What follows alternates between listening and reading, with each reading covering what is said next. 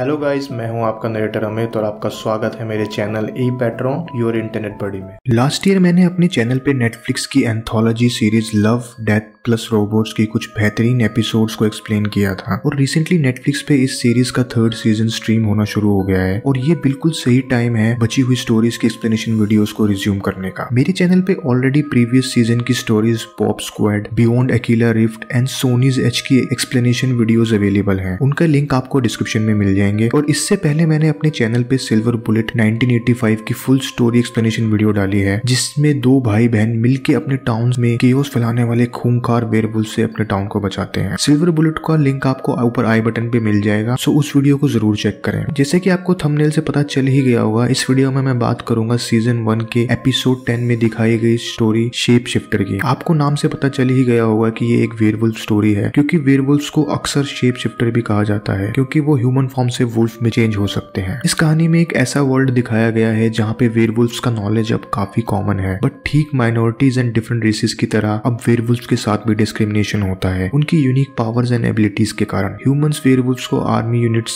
में यूज कर रहे हैं एज अ वेपन। इस कहानी में हमें ऐसे ही 2 वेयरवुल्फ फ्रेंड्स की स्टोरी दिखाई गई है जो है लेफ्टिनेंट डेकर एंड सार्जेंट सोबेस्की, जो अब यूएस मरीन के साथ अफगानिस्तान में पोस्टेड है। आगे की कहानी में क्या होता है ये जानने के लिए वीडियो में एंड तक जरूर बने रहें। और अगर आप वेयरवुल्फ के बारे में और जानकारी लेना चाहते हो तो आपको मेरे चैनल पे वेयरवुल्फ के ऊपर पूरी प्लेलिस्ट मिलेगी। एज यूजुअल इस वीडियो में मैंने शेप शिफ्टर के प्लॉट को डिस्कस किया है, तो spoiler alert is in effect. और इस सीरीज में काफी वायलेंस एंड न्यूडिटी को फीचर किया गया है, तो व्यूअर डिस्क्रिप्शन इज एडवाइस। आइए अब बिना किसी देरी के वीडियो शुरू करते हैं।